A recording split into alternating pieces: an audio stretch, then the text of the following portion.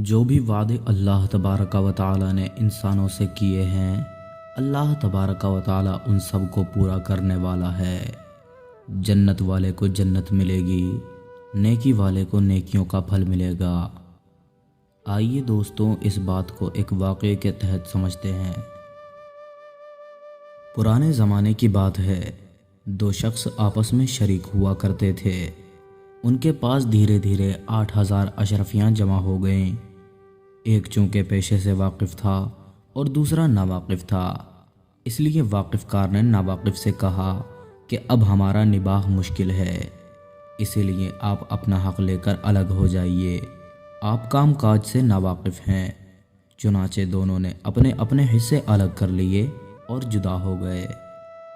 پھر ان میں سے وہ شخص جو پیشے سے واقف تھا، بادشاہ کے مر جانے کے بعد اس کا شاہی محل 1000 دینار میں خریدا اور اپنے ساتھی کو بلا کر اسے دکھایا اور کہا، بتاؤ میں نے کیسی چیز خریدی ہے۔ اس کے ساتھی نے بڑی تعریف کی اور وہاں سے باہر چلا گیا۔ اللہ تبارک و تعالی سے دعا کی اور کہا کہ خدایا، اس میرے ساتھی نے تو 1000 دینار کا قصر دنیاوی خرید لیا ہے اور میں تجھ سے جنت کا محل چاہتا ہوں، لہٰذا میں تیرے نام پر تیرے مسکین بندوں پر 1000 دینار خرچ کرتا ہوں۔ چنانچہ اس نیک نے 1000 دینار راہ خدا میں خرچ کر دیے۔ پھر اس دنیا دار شخص نے ایک زمانے کے بعد 1000 دینار خرچ کر کے اپنا نکاح کر لیا۔ دعوت میں اپنے پرانے شریک کو بلایا اور اس سے ذکر کیا کہ میں نے 1000 دینار خرچ کر کے اس عورت سے شادی کی ہے۔ اس کے ساتھی نے اس کی بھی بہت تعریف کی۔ پھر باہر آیا اور اللہ تبارک و تعالی کی راہ میں صدقہ کرنے کی نیت سے 1000 دینار نکالے اور اللہ تبارک و تعالی سے عرض کی اور کہا کہ بار الہی، میرے ساتھی نے اتنی ہی رقم خرچ کر کے یہاں کی ایک عورت سے نکاح کیا ہے اور میں اس رقم سے تجھ سے حور عین کا طالب ہوں، اور پھر وہ رقم راہ خدا میں خرچ کر دی۔ پھر تھوڑا زمانہ گزرا۔ کچھ مدت کے بعد اس دنیا دار شخص نے اس کو بلا کر کہا کہ 2000 دینار جو میرے پاس باقی رہ گئے تھے، اس کے میں نے 2 باغ خرید لیے ہیں، آؤ دیکھو کہ وہ کس طرح کے دکھتے ہیں۔ اس نے دیکھ کر ان کی بھی بہت تعریف کی۔ باغ سے باہر آیا، اپنی عادت کے مطابق جناب باری تعالی میں عرض کی کہ خدایا، میرے ساتھی نے 2000 کے باغ یہاں کے خرید لیے ہیں، میں تجھ سے جنت کے 2 باغ چاہتا ہوں اور یہ 2000 دینار تیرے نام پر صدقہ ہیں۔ چنانچہ اس رقم کو مستحقوں میں تقسیم کر دیا۔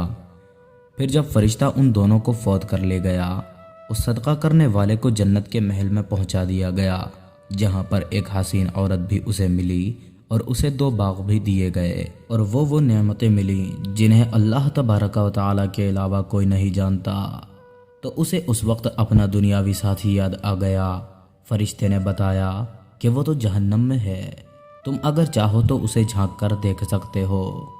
اس نے جب اسے جہنم کے اندر جلتا دیکھا تو اس سے کہا کہ قریب تھا کہ تم مجھے بھی چکمہ دے جاتا، لیکن یہ میرے رب کی مہربانی ہے کہ میں تیرے چکمے سے بچ گیا اور اللہ تبارک و تعالی کی راہ میں صدقہ کرنے کے سبب میں جنت میں داخل ہو گیا۔ قرآن پاک میں ارشاد باری تعالی ہے، من جاء بالحسنۃ فلہ عشر امثالھا، یعنی وہ شخص جو ایک نیکی کرتا ہے تو اللہ تبارک و تعالی اسے 10 کا ثواب دیتا ہے۔ محترم خواتین و حضرات، دور حاضر میں اللہ تبارک و تعالی کی راہ میں خرچ کرنے والے تو ہیں، لیکن اتنے نہیں ہیں جتنے پہلے کے زمانے میں ہوا کرتے تھے۔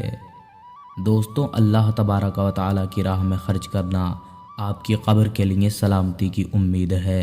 اگر آپ اللہ تبارک و تعالی کی راہ میں خرچ کریں گے تو دنیا میں بھی خوش رہیں گے اور آخرت میں بھی جنت میں آپ کا گھر بنتا رہے گا۔ اللہ تبارک و تعالی سے دعا ہے کہ وہ ہم سب کو نیکیوں کی توفیق عطا فرمائے، اپنی راہ میں خرچ کرنے کی توفیق عطا فرمائے۔ آمین یا رب العالمین۔